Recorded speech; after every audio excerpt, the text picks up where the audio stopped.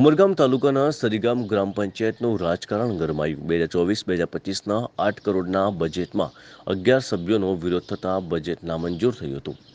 2024-2025ના 8 કરોડનું બજેટનું આયોજન નામંજૂર થતાં સૌથી વધુ ફટકો સરીગામની આમ જનતાને પડ્યો.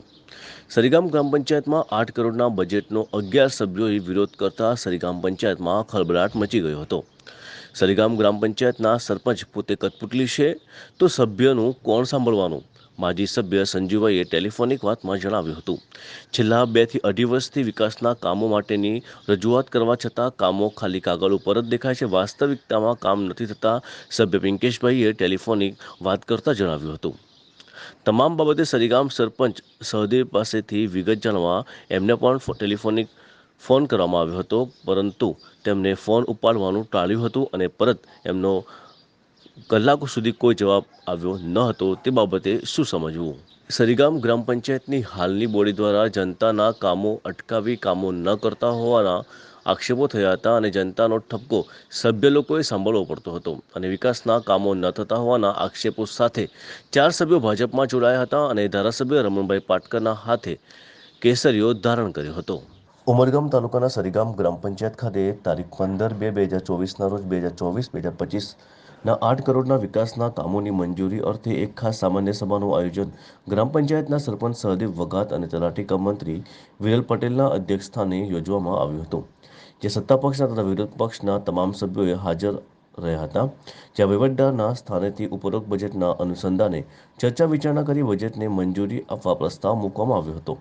સત્તા પક્ષના 4 સભ્યો તથા વિરોધ પક્ષના 7 સભ્યો મળી કુલ 11 સભ્યોએ અચાનક એક સૂરે વિકાસની બજેટના આયોજનમાં વિરોધ કરતા સભામાં ખળભળાટ મચી ગયો હતો.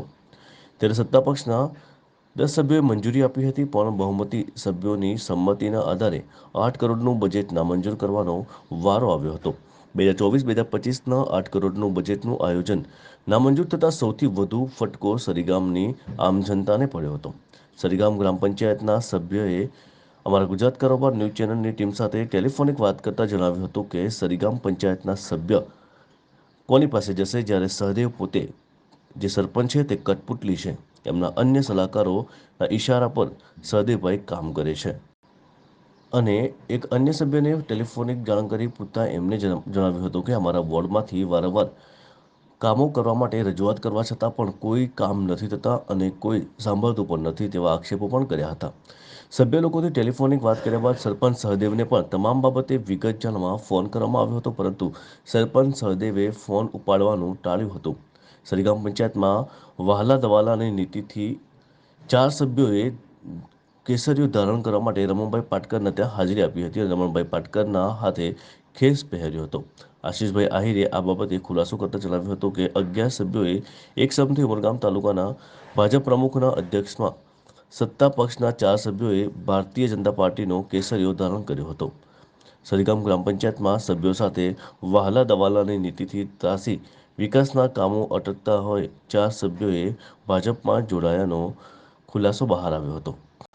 વધુમાં સભ્યોએ જણાવ્યું હતું કે પાર્ટી ચાહે કોઈ બી હોય, વિકાસના કામો થવા જોઈએ. અમે છેલ્લા 2 થી 2.5 વર્ષથી જોઈ રહ્યા છીએ, પંચાયતમાં કોઈ પણ જાતના કામ થતા ન હતા, જેથી અમારે ભારતીય જનતા પાર્ટી સાથે જોડાવવું પડ્યું કે ભારતીય જનતા પાર્ટી પણ વિકાસના કામો કરવામાં અગ્રેસર છે. સંજયભાઈ રણજીતભાઈ હળપતિ. હકીકત એ છે કે સાહેબ, અમે સરીગામ ગ્રામ પંચાયતમાં ઘણા સમયથી ખૂબ જ કાર્ય કરતા સારી રીતે કરતા હતા, પણ ઘણા સમયથી અમે જોઈ રહ્યા છે કે જે સરીગામ પંચાયતના જે પ્રતિનિધિને બધા ચૂંટાયેલા સભ્યો છે, એમના જે પણ સરીગામના કામો છે એ થતા નથી. એના કારણે જે પ્રજા લોકોનું સાંભળવાનું છે એ સભ્ય લોકોને સાંભળવા પડે છે.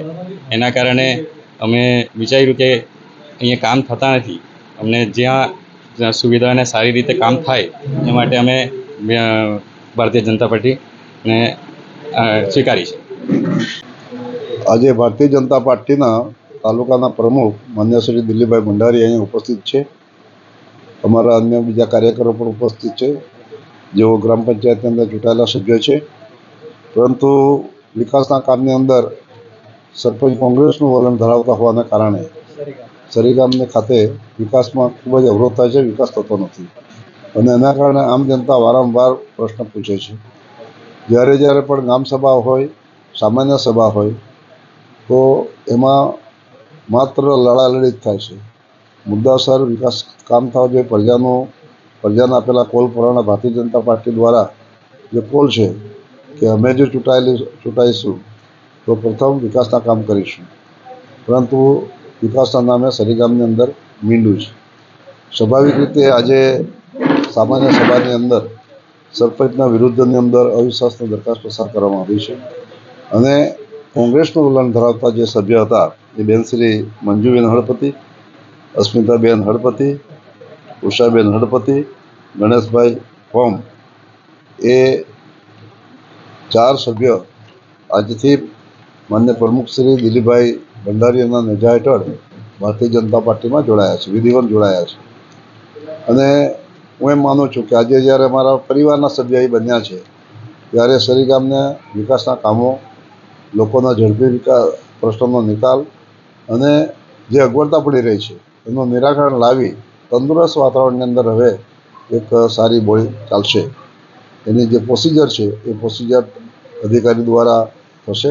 અધિકારી દ્વારા સંપૂર્ણ પ્રોસિજર પૂરી થાય ત્યારબાદ વહીવટદાર આવશે અને વહીવટદાર દ્વારા આ કામ થશે અને ત્યારબાદ ચૂંટણી આવશે.